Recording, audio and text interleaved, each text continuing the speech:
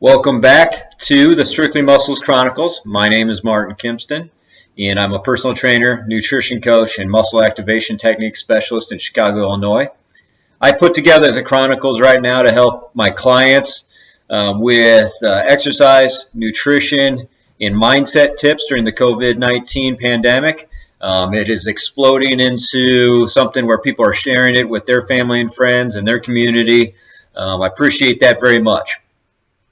I want to take a moment to thank all my friends, family, clients that I was able to chat with over the weekend. Had some great tips on how to maybe add some things to the video here later in the week. I want to add in a roundup of the exercises. I'll do that on Saturday for you.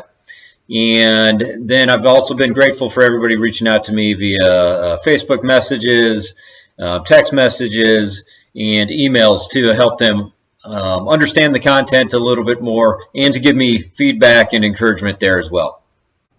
For this week's nutrition habit to work on, I want to continue with the 80% full, satisfied, not stuffed focus for us. What I want to add on to that, though, is getting back to, I want to today talk about how that would feel. Okay, so the whole reason for this is about building up your intuitive understanding and control of your hunger and fullness cues. Because if we're eating with distraction or we're eating really fast, that can condition us to not be aware of those cues. So I wanted to bring it back for you, give you some kind of, oh yeah, this is what full feels. Oh yeah, this is what hungry feels. And then tomorrow I'm going to talk about what being satisfied can feel like. So what I put together were some hunger cues that I found through Precision Nutrition, and some feelings of being hungry. The number one thing I wrote down is hangry. When you're hungry and you're angry, you put them together, you get hangry. Snickers has a great commercial for it. I wouldn't recommend always going for a Snickers bar to satisfy that, but they have a good job of communicating what that's like.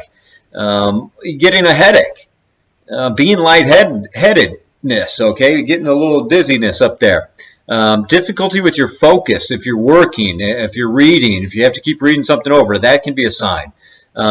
Physical signs are, growling stomach or feeling cold. Now, on the flip side, what are some fullness cues?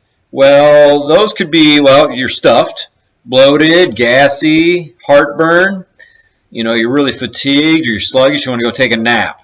So this week, really pay attention to when you're hungry, what are those cues, that physical and mental cues, and when you're full, what does that feel like? All right. Today's quote, actually, I'm going to put in right now, because again, remember, we're developing habits that lead into skill development. So I got this from a Precision Nutrition article called From Goal to Action. And it says, a skill is an ability to do something that will allow you to achieve the bigger goal.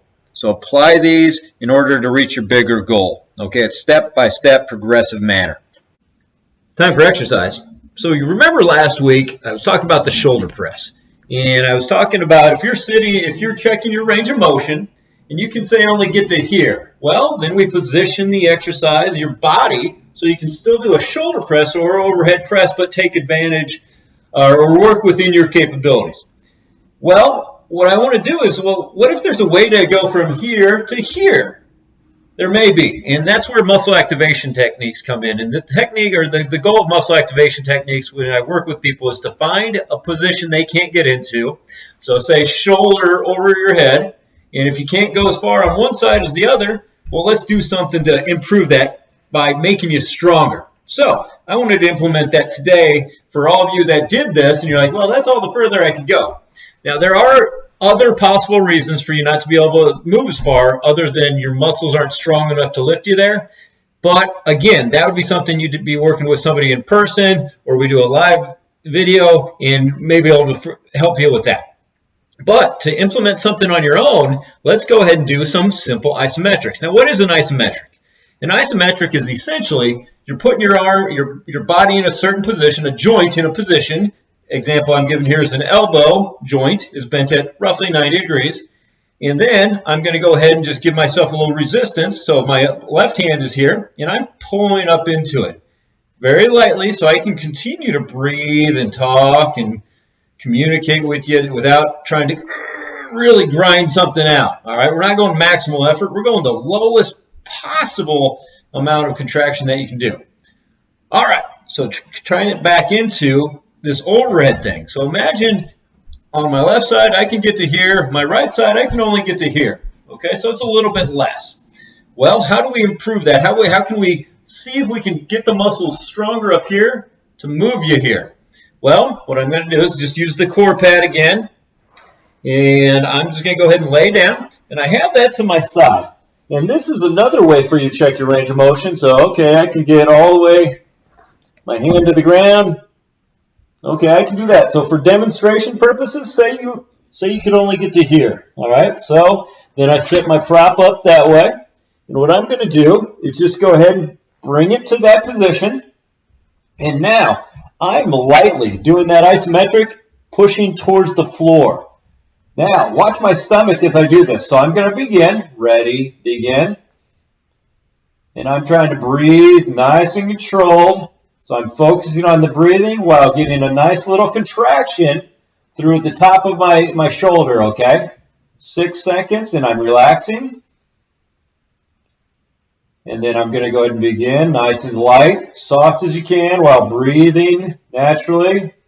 Emphasizing breathing through your stomach. For 6 seconds.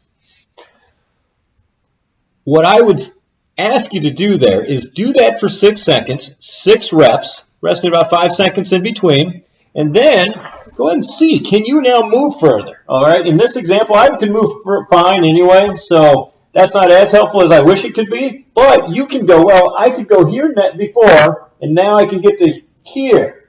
Well, that just means you may have a little bit more strength. So go ahead and do that as many times as you can and see if until you're like, well, you know what, I'm not getting any further. Just stop with that. Hope that helps you for a little muscle activation techniques to help prepare you for exercise. Also to help add into, hey, I got a little bit more range of motion, so now I can do this shoulder press a little bit more. Tomorrow, what I want to do is cover shoulder press, but using different types of load, okay? So we did dumbbells on Friday. Tomorrow I want to do a tube. And I'm going to do also the kettlebell version of it because that's what I have available for me at home. Mindset. It's pretty important, especially during times of difficulty like we're going through right now. So today I wanted to go ahead and introduce a technique that I use to help me now, but also I employ when I'm eating, I employ when I'm exercising, and I employ when I'm trying to focus on reading a book or studies. And it's something called a mind-body scan. This was introduced to me within the last year or so when I was introduced to meditation. I used the Headspace app, found it very valuable. And every time you do the app guided by them, they had you do a scan. And I think of the scan as essentially a Xerox machine where it kind of starts at one end, goes to the other end. And I kind of flip that up and I start at the top and I close my eyes and I just kind of do a scan. And what I'm doing when I do this scan is I'm feeling, okay, how's my body feel? Do I feel real heavy seated? Do I feel pretty light, energetic? How's my emotions? Am I anxious? Am I worried? Am I stoked to get going and I'm ready to tackle the day? What am I thinking about? Am I having trouble calming my brain down and focusing? So I take that information and I am now able to employ that right away. If I feel myself getting anxious and not being able to focus when I'm reading a book, or I'm sitting down to plan out what I want to have in the video, I'm able to do a quick scan down, okay, where I feel, and it just brings me back to centeredness. All right, so I wanted to have everybody just focus on that because we can get distracted real easy right now. And so try implementing that into your daily routine and see how it goes. Let me know. I'd be glad to hear how that works out for you.